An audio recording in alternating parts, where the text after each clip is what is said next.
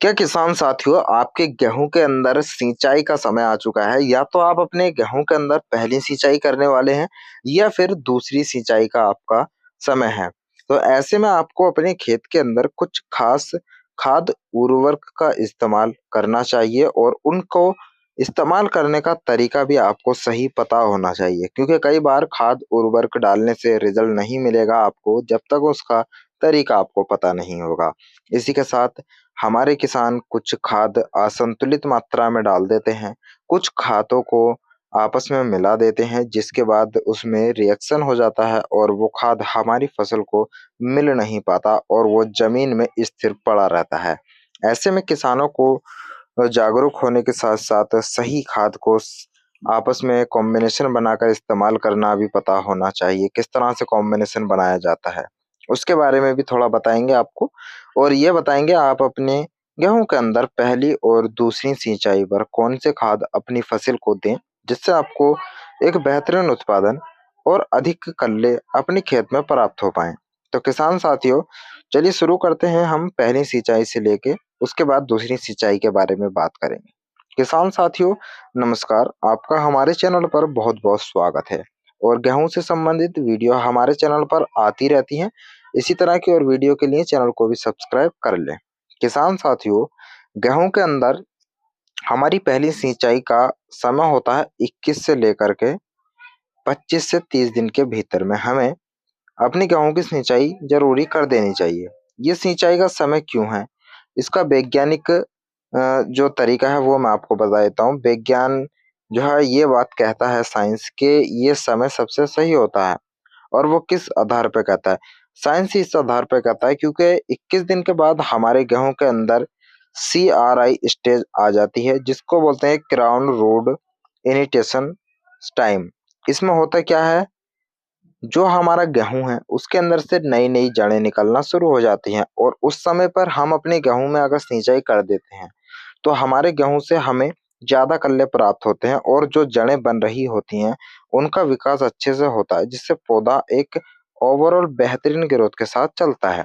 तो ये बातें यहाँ पर पानी लगाने के समय की क्लियर हुई कि हमें अपने गेहूं में लगभग 20 से लेकर के 30 दिन के अंदर अगर हम सिंचाई कर देते हैं तो हमें एक अच्छा रिजल्ट अपने खेत से प्राप्त होता है जिसमें पौधे की ओवरऑल ग्रोथ शामिल होती है। जो भी आपको पौधे से एक्सेप्टेशन होती है वो सब आपको इस समय पर दी हुई सिंचाई से प्राप्त होती है। इसके बाद हमें अपने गेहूं के अंदर क्या खाद डालना चाहिए? देखिए, अगर आपने अपनी गेहूं की बुआई करते समय DAP का इस्तेमाल नहीं करा था तो आप जो है पहले यूरिया के साथ में DAP डाल सकते हैं।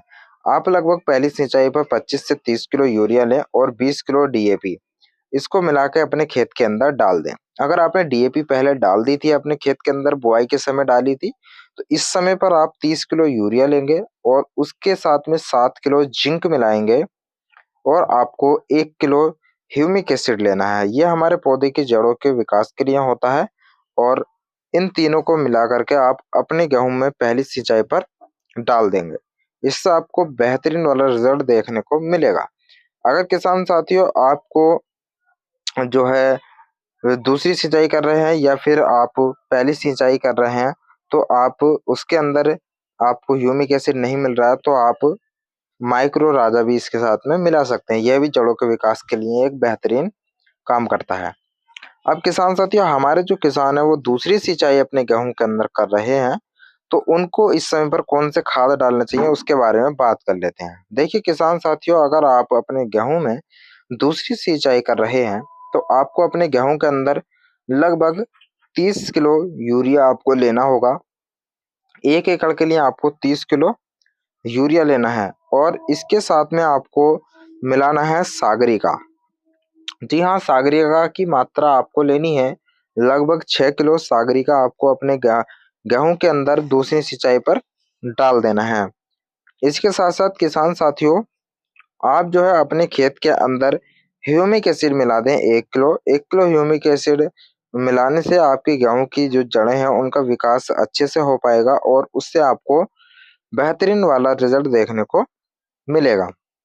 अब किसान साथियों, आप अपने खेत के अंदर इस समय पर जो है 1 किलो जो है ह्यूमिक एसिड डालेंगे और उससे आपको बहुत सारे लाभ देखने को मिलेंगे, जड़ों से संबंधित और पौधे की ग्रोथ से संबंधित।